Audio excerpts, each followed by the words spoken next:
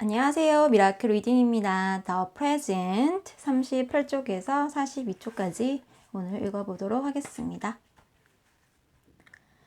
What the old man said surprised the young man. So being in the present means focusing on what is right now. And it also means focusing on what is right now. Yes, the old man said. The young man thought more about it.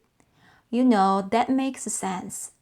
When I'm in a bad situation, I usually focus on what's wrong, and that gets me down and discouraged. The older man said, Many people do that. In reality, most situations are a mix of good and bad, right and wrong. It depends on how you look at them. The more you look at what is wrong, the old man said, the less energy and confidence you have. That's why when you find yourself in a bad situation, it's important to look for what is right, even if it is hard to find. Then appreciate it and build on it. The more you appreciate what is right at the moment, the happier you are. You become more relaxed and it is easier than to stay in the present. The young man asked, What if the present is very painful, like experiencing the loss of a loved one?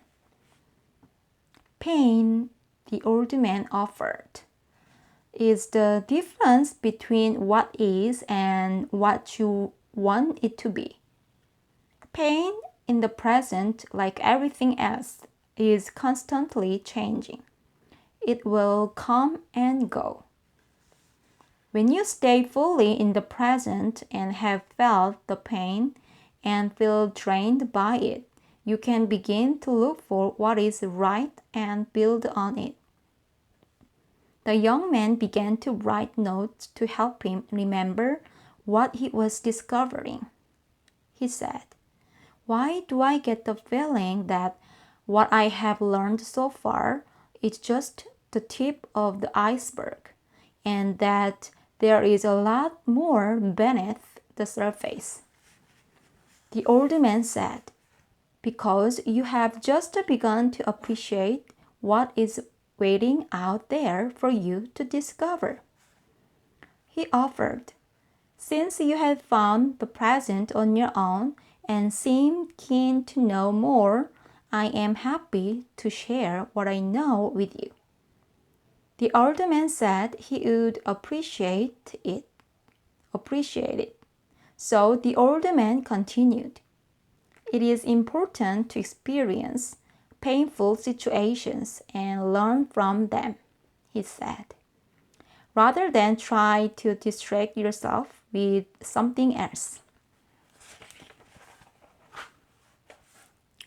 Being in the present means tuning out distractions and paying attention to what is important now.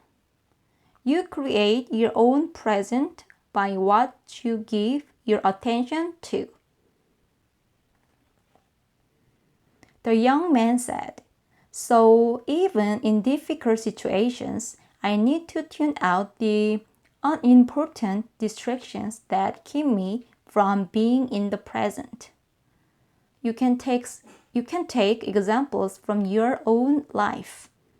The old man said, You said earlier that you were having difficulties at work and in your old relationship. You might want to ask yourself, was I often distracted at work, or did I usually pay full attention to what was important then? Think about your life outside of work. How present were you when you were with your sweetheart? Was she important enough for you to focus your wholehearted attention on her when you were together?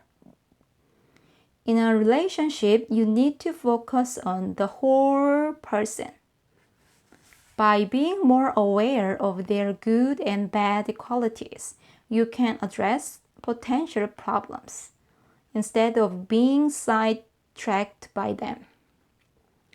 Rather than provide you with examples of how other people use the present to be happy and successful, it will prove more meaningful for you to discover them for yourself in the coming weeks. The young man said, "Before I go, can I ask you about the past and the past and the future?" The older man responded, "We'll get to those important areas later. For now, let's stay with the present. As you stay in the present and focus only on what is important right now, you will make many wonderful discoveries of your own." Before he left, the young man wrote down a summary of what he had discovered so far about being in the present. Focus on what is happening at the moment. Appreciate what is right about the situation and build on it. Pay attention to what is important now. He thanked the old man and said he was ready to go to work and try to apply what he had discovered. He knew this meant being aware of both the good and bad in the present situation, so he could overcome obstacles that might keep him from being successful.